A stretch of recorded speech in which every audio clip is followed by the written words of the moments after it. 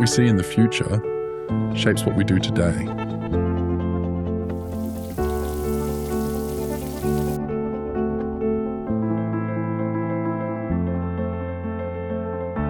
Every detail is influenced by an experience.